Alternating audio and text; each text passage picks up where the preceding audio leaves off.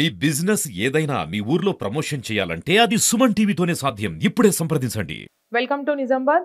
ఈ రోజు అయితే వర్షం విపరీతంగా పడింది.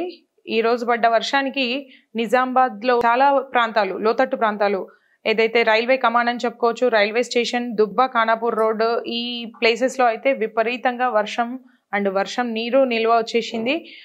ముఖ్యంగా చెప్పాలంటే రైల్వే కమాండ్ కింద నాలా మూసుకుపోవడం వల్ల ఈ సిచ్యువేషన్ అయితే వచ్చింది. ఎందుకు అనంటే కంటేశ్వర్ నుంచి, ఎన్టీఆర్ చౌరస్తా నుంచి, ఎల్లమ్మగుట్ట నుంచి అండ్ సుభాష్ నగర్ ఏరియా నుంచి అటు నుంచి వచ్చిన వాటర్ అంతా ఇక్కడ జామ్ అయ్యేసరికి మనం చూస్తే విజువల్స్లో కనిపిస్తుంది. బస్ అయితే బ్లాక్ అయిపోయింది.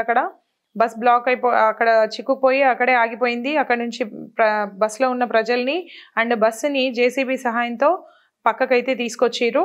సో ఈ రానున్న 5 రోజుల్లో ఇంకా వర్షాలు పడే సూచన చాలా ఉంది.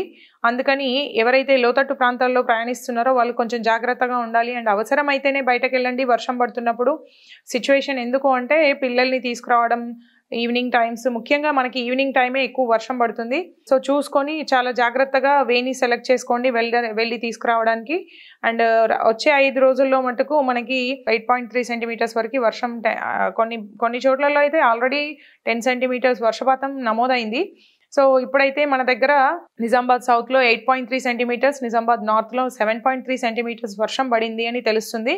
సో అందుకని మీరు జాగ్రత్తగా ఉండండి. బయటకు వెళ్ళేటప్పుడు వెదర్ని చూసుకొని వెళ్ళండి.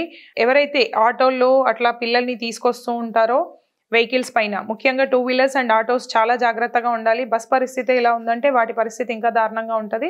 సో ముఖ్యంగా అందులో చిన్నపిల్లలు ఉంటారు కాబట్టి చాలా జాగ్రత్తగా ఉండాలి అనేసి మనకి వాతావరణ సూచన నుంచి వచ్చిన సమాచారం అయితే 5 రోజులు అని తెలుస్తుంది. అండ్ ముఖ్యంగా అధికారులు ఏం చెప్తున్నారంటే ఈ నాలాలకు సంబంధించిన పూడికలు తీయడం అండ్ వర్షం ఎప్పుడు ఎలా వస్తుందో ఏ టైంలో వస్తుందో తెలియదు కాబట్టి అన్ని బ్రిడ్జెస్ ఏవైతే ఉంటాయో, కాజ్వే ఎక్కడైతే ఉంటుందో అంటే మనకి నీరు నిల్వ వచ్చే ప్రాంతాలు ఏవైతే ఉంటాయో వాటిని గమనించి అధికారులు వెంటనే స్పందించి పూడికలు తీయాలి అనేసి మనకి ఉన్నతాధికారులు, నాయకులు చెప్తున్నారు. ప్లీజ్ మున్సిపాలిటీ అధికారులు ఎవరైతే ఉన్నారో దీనికి స్పందించి ప్రతి చోట ఎక్కడైతే సమస్యాత్మకంగా మారుతుందని తెలిసే చోట్లు ఉన్నాయో వాటిని తొందరగా, ముఖ్యంగా రైల్వే స్టేషన్ ఏరియా, మనం ఇందాక చెప్పుకున్నట్టు దుబ్బా ఖానాపూర్ ఏరియా అండ్ మన రైల్వే కమాండ్ ప్లేస్లలో చాలా ఇబ్బందికరమైన సిచ్యువేషన్ అయితే మనం చూసినాం. సో అధికారులు వెంటనే స్పందించి దీని మీద యాక్షన్ తీసుకొని పూడికలు తీసి ప్రజలకి సహాయాన్ని అందించాలని కోరుతున్నాము. ధన్యవాదాలు.